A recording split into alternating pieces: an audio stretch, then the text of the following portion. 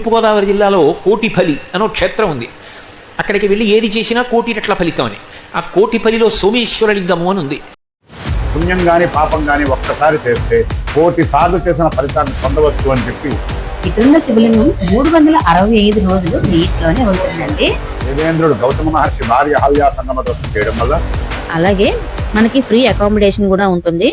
కపికా నక్షత్రంలో జన్మించిన వారు కానీ కుంభరాశిలో జన్మించిన వారు కానీ శివలింగం రాతితో ఉన్నా సరే ముట్టుకుంటే మృదువైన చర్మంలా. మొదటిది కోటిఫలి క్షేత్రము, రెండవది అన్నవరం క్షేత్రం. నువ్వు అందంగా ఉన్నావు కాబట్టి నా భార్య నిన్ను చూసి మోహించింది, ఇటు పైన నువ్వు కళాహీనంగా ఉండవలసింది. ఓం నమ శివాయ. మనము ఈ ఆలయానికి వెళ్తే కోటి కన్యాదానాలు చేసిన ఫలం, అలాగే కోటి లింగాలు ప్రతిష్ఠించిన ఫలం అయితే మనకి వస్తుందంటండి. అంతేకాదండి, మనం ఈ ఆలయానికి వెళ్ళి ఒక పుణ్యం చేసిన, ఒక దానం చేసిన, ఒక ధర్మం చేసిన అవన్నీ కోటి రెట్లు ఫలితాన్ని ఇస్తుందటండి. అంతేకాదు, ఈవెన్ మనం పాపం చేసినా సరే కోటి రెట్లు పెరుగుతుందంటండి. మన ఆంధ్రప్రదేశ్ లో ఎక్కడా లేనటువంటి విధంగానే అతి చిన్న శివలింగం, అంటే భూమి నుంచి ఒక 3 లేదా 4 అంగుళాల చిన్న శివలింగం ఉంటుంది. ఇలా శివుడు విష్ణువు కలిసి ఉన్న క్షేత్రాలు మన ఆంధ్రప్రదేశ్ లోని ఒకటి అన్నవరం అయితే, రెండవది ఇదేనండి.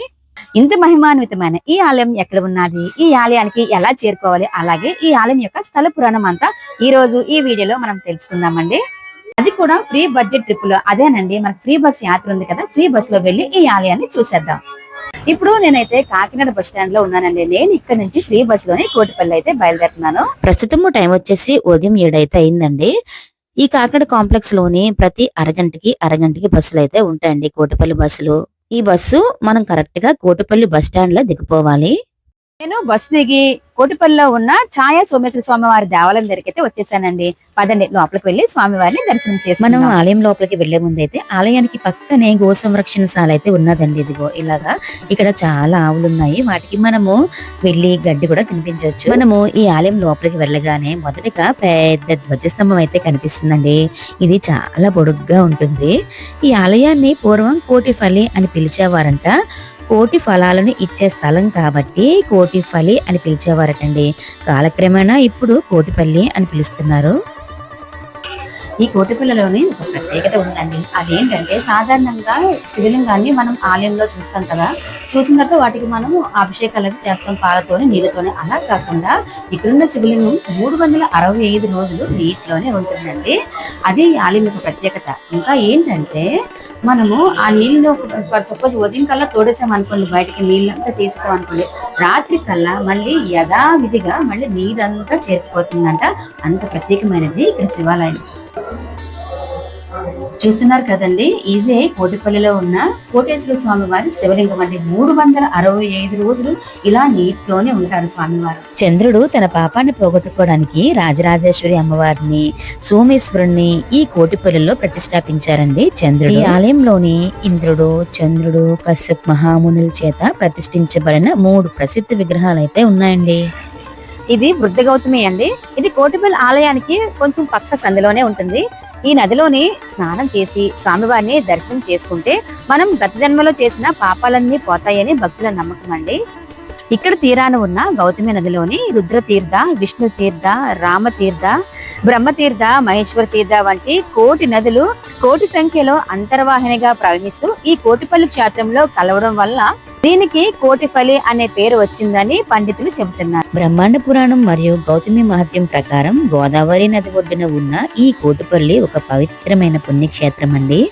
ఈ ఆలయంలోని శంకరాచార్య మందిరము, కాలభైరవ స్వామి ఇంద్రుడు ప్రతిష్ఠించిన కోటేశ్వర లింగము, అలాగే కశ్యప్ మహర్షి ప్రతిష్ఠించిన ఈ దేవాలయానికి క్షేత్రపాలకుడుగా శ్రీదేవి భూదేవి సమేత సిద్ధ జనార్దన స్వామి వారు ఉన్నారండి. కోటిపల్లి అంతరాలయంలో ఉన్న శివలింగం రాతితో ఉన్నా సరే ముట్టుకుంటే మృదువైన చర్మంలా అనిపిస్తుందంట. అంతే కాదండి, ఇక్కడ ఉన్న శివలింగం ఆంధ్రప్రదేశ్ లో తప్ప మరెక్కడా లేనటువంటి విధంగా అతి చిన్న శివలింగం అండి. అంటే భూమికి కేవలం 4 అంగుళాల ఎత్తులోనే ఉంటుందండి శివలింగం.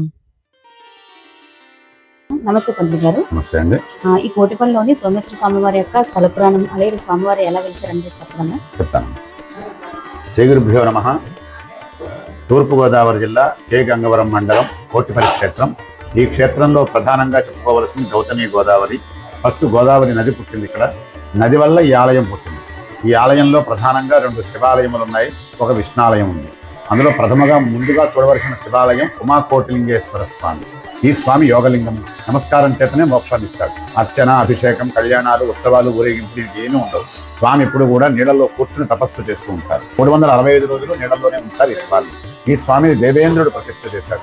దేవేంద్రుడు గౌతమ మహర్షి భార్య అహల్యా సంగమ దోషం చేయడం వల్ల దేవేంద్రుడికి శాపం వస్తే ఆ శాప విమోచనం కోసం దేవగురువైన బృహస్పతి గారి దగ్గరికి వెళ్ళి శరణ వేడుకున్నట్లయితే, ఒకే ముహూర్తంలో 1,000 శివలింగాలు ప్రతిష్ఠ చేసినట్లయితే నీకు శాప పరిహారం అవుతుంది అని చెప్తారు.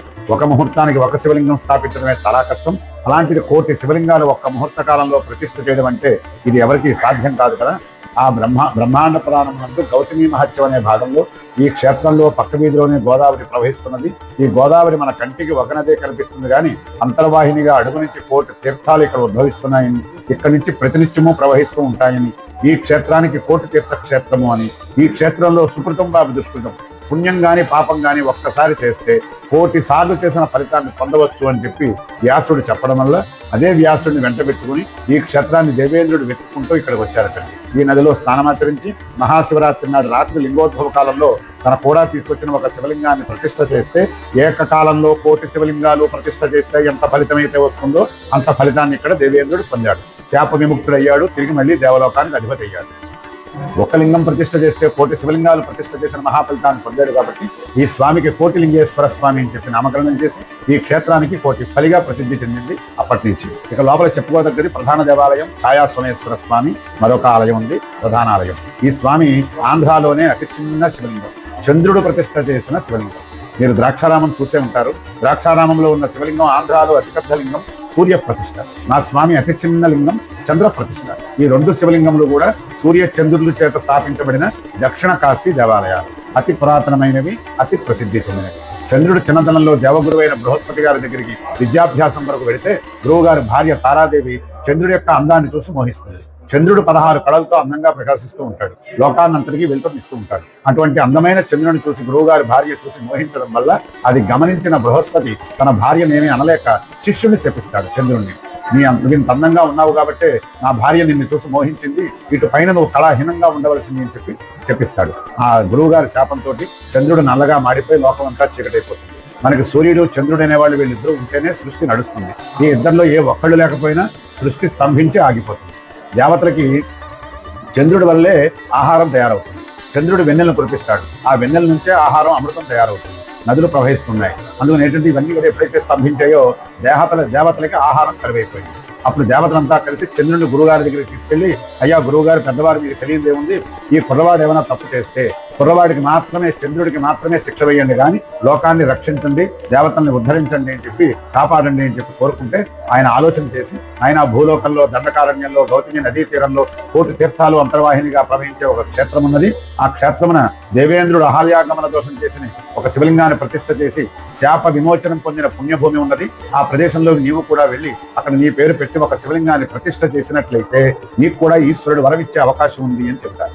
చంద్ర సోమ, చంద్రుడు అన్నా సోముడు అన్నా సంస్కృతంలో ఒకటే అర్థం కనుక చంద్రుడికి మారు పేరు సోముడు అనే పేరు కూడా ఉంది కనుక సోమేశ్వరుడు అని చెప్పి నామకరణం చేసి చంద్రుడు కూడా ఒక శివలింగాన్ని వెంటబెట్టు ఈ క్షేత్రాన్ని వెతుక్కుంటూ వచ్చి ఈ గౌతమి గోదావరిలో స్నానమాచరించి మహాశివరాత్రి నాడు రాత్రి లింగోద్భవ కాలంలో ప్రాణ ప్రతిష్టాపన చేసి తన పేరు పెట్టాట సోమేశ్వరుడు అని. అప్పుడు ఈ స్వామి ప్రత్యక్షమై ఏ వరం కావాలి కోరుకో నాయన అడిగితే, నాకు పోయిన 16 కళలు తిరిగి నాకు ఇప్పించండి, దేవతలకు ఆహారం లేదు, ఔషధాలు లేవు, నదులు ప్రవహించడం లేదు, సృష్టి అంతా కూడా ఆగిపోయింది, కాబట్టి సృష్టిని కాపాడండి అని చెప్పి కోరుకుంటే ఆయన ఆలోచన చేసి, ఆయన నీ గురువు గారి భార్య నీకు తల్లితో సమానం, నీకు గురుపత్ని సంగమ దోషం సంభవించింది, నీకు శిక్ష తప్పదు, కానీ నువ్వు లేనిదే ఈ లోకానికి వెలుతురు లేదు కనుక లోక కళ్యాణార్థం, లోకాన్ని రక్షించడం కోసం, దేవతల్ని ఉద్ధరించడం కోసం నీవు చేసిన ఈ శివలింగ ప్రతిష్టకు మెచ్చుకుని సగ పాపం విముక్తి చేస్తున్నాను అని చెప్పి 16 కళల్లోంచి అష్టకళల్ని వరంగా ఇచ్చాడు మా సోమేశ్వరుడు.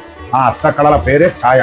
చంద్రుడికి ఛాయను ప్రసాదించాడు కాబట్టి మా సోమేశ్వరుడు ఛాయా సోమేశ్వరుడు అయ్యాడు. మా స్వామి వారి దగ్గర పొందిన 8 కళల్లోనే చంద్రుడు పాడ్యం నుంచి పౌర్ణం వరకు అందంగా ఉంటాడు, ఆరోగ్యంగా ఉంటాడు, వెన్నెలు కురిపిస్తున్నాడు. మిగతా 8 కళల్లోనూ చంద్రుడు ఇంకా ఈ రోజు వరకు కూడా శిక్ష అనుభవిస్తున్నాడు కనుకే పౌర్ణమి వెళ్ళిపోయిన పాడ్యమలగాయకు అమావాస్య వరకు చంద్రుడు రోజు రోజుకి చిక్కిపోతూ ఉంటాడు, క్షీణదశలో ఉంటాడు, చీకటిని కురిపిస్తున్నాడు.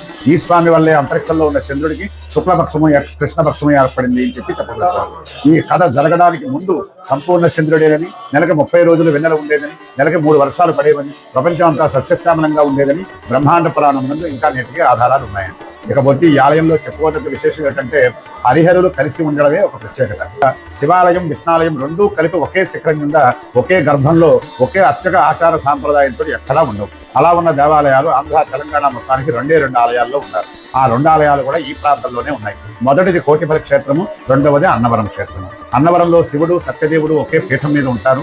ఇక్కడ శివుడు విష్ణువు ఒకే గర్భంలో ఒకే శిఖరం కింద ఒకే అర్చక ఆచార సాంప్రదాయంతో ఉన్నాయి. ఇక్కడ కళ్యాణం గాని, ఉత్సవం గాని, ఊరేగింపులు గాని, పండగలు గాని ఇద్దరికీ సమానంగా చేయబడతాయి. దీనంతరికీ కారణం ఏమిటి అంటే శివాయ విష్ణు రూపాయ శివరూపాయ విష్ణువే. శివుడికి విష్ణువుకి భేదం లేదు. మనలో మనకే కులమత భేదాలు పెట్టుకుని మా దేవుడు గొప్ప అంటే మా దేవుడు గొప్ప అని మనం చెప్పుకుంటాం కానీ హరి హర ఇద్దరు ఒకటే ఉంటుంది అద్వైతం. ఇక్కడ హరిహరులు కలిసి ఉండడం ఒక ప్రత్యేకత, 2 శివాలయాల మధ్యలో ఒక విష్ణాలయం ఉండడం ఒక ప్రత్యేకత, ఒక శివాలయంలో జలం ఉద్భవించడం ఒక ప్రత్యేకత.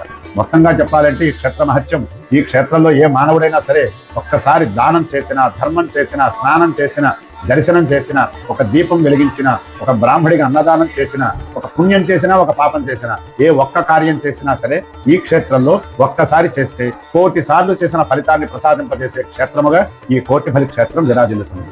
శుభం భవతు. స్వామికి ప్రత్యేకంగా ఏ పూజ చేస్తారండి? స్వామివారికి ఇక్కడ నవగ్రహాల్లో చంద్రుడికి ఒక్కొక్క గ్రహానికి ఒక్కొక్క రంగు అంటే ఇష్టం. అందులో చంద్రుడికి తెలుపు అంటే ఇష్టం. అందులో తెల్లటి ఆవుపాలతో అభిషేకం చేసి, తెల్లటి పువ్వులతోటి పూజ చేసి, తెల్లటి బియ్యము, తెల్లటి వస్త్రము స్వామికి దానం ఇచ్చినట్లయితే ఆ సోమేశ్వరుడు సంపూర్ణ ఆరోగ్యాన్ని, మనశ్శాంతిని ప్రసాదిస్తాడు. మనకి అశ్విని భరణి పుట్టిగా నక్షత్రాలు ఉన్నాయి. 27 నక్షత్రాలు ఉంటాయి. ఒక్కొక్క నక్షత్రానికి 24 పాదాలు ఉంటాయి. మొత్తం 27 నాలుగులు 108 శివలింగాలు ఈ ఉమ్మడి తూర్పుగోదావరి జిల్లాలో ఉన్నాయి. అందులో శతభిష నక్షత్రానికి చెందినటువంటి దేవాలయం ఈ కోటిపల్లి క్షేత్రం. అందులో శతభిష నక్షత్రంలో జన్మించిన వారు కానీ, కుంభరాశిలో జన్మించిన వారు కానీ, అనారోగ్యంతో బాధపడుతున్న వాడు కానీ, చంద్రగ్రహ దోషంతో బాధపడుతున్న వాడు కానీ ఇక్కడ చంద్రుడికి అభిషేకం చేసుకుని తీర్థం తీసుకున్నట్లయితే సోమేశ్వరుడు సంపూర్ణ ఆరోగ్యాన్ని, మనశ్శాంతిని ప్రసాదిస్తారు. కోటిపల్లిలో ఉన్న ఈ ఛాయా సోమేశ్వర స్వామి వారి ఆలయం ఎక్కడున్నది అంటే డాక్టర్ బిఆర్ అంబేద్కర్ కోనసీమ జిల్లాలోని కే గంగవరం అనే మండలంలో ఉన్నదండి. ఈ ఆలయం అమలాపురానికి 15 కిలోమీటర్ల దూరంలోని, కాకినాడకి 44 కిలోమీటర్ల దూరంలోని, అలాగే ద్రాక్షారామానికి 11 కిలోమీటర్ల దూరంలోనే ఉన్నదండి. ఆలయానికి బస్ ఫెసిలిటీ కూడా ఉన్నదండి. అమలాపురం నుంచి అలాగే రాజమండ్రి నుంచి డైరెక్ట్ గా ఈ కోటిపల్లికి బస్సులు అయితే ఉన్నాయండి. అలాగే మీరు విశాఖపట్నం నుంచి రావాలి అనుకోండి, మీరు కాకినాడ వచ్చి అక్కడి నుంచి డైరెక్ట్ గా కోటిపల్లి బస్సు ఎక్కాల్సి ఉంటుందండి. కోటిపల్లికి ట్రైన్ ఫెసిలిటీ లేదండి. ఈ ఆలయానికి దగ్గరలో ఉన్న railway station Rajahmundry railway station అండి. మీరు రైల్వే స్టేషన్ వరకు ట్రైన్ లో వచ్చి అక్కడ నుంచి డైరెక్ట్ గా బస్సెస్ ఉంటాయి ఈ ఆలయానికి. మీరు బస్ ద్వారా ఈ ఆలయానికి అయితే చేరుకోవచ్చు. మనము ఈ ఆలయంకి రాగానే ఒక పెద్ద కొలను అయితే కనిపిస్తుందండి. ఈ కొలను ఈ ఆలయానికి ఎదురుగానే ఉంటుంది. దీనిని సోమగుండం అని పిలుస్తారండి. ఆలయం నుంచి బయటకు రాగానే కుడివైపుకి తిరిగితే ఒక సందు కనిపిస్తుందండి. ఆ సందులోకి ఇలా తిన్నగా రాగానే ఇక్కడ ఉచిత అన్నదాన సదుపాయం అని ఒక బోర్డు కనిపిస్తుందండి. ఇప్పుడు నేను చూపిస్తున్న విధంగా వెళ్ళారనుకోండి, ఇలా మనకు ఒక పెద్ద హాల్ కనిపిస్తుందండి. ఇక్కడైతే మధ్యాహ్నం 12 గంటల నుంచి ఉచిత భోజనం వసతి అయితే ఉంటుందండి. ఎంతమంది వెళ్ళినా భోజనం పెడతారు. అలాగే మనకి ఫ్రీ అకామిడేషన్ కూడా ఉంటుంది.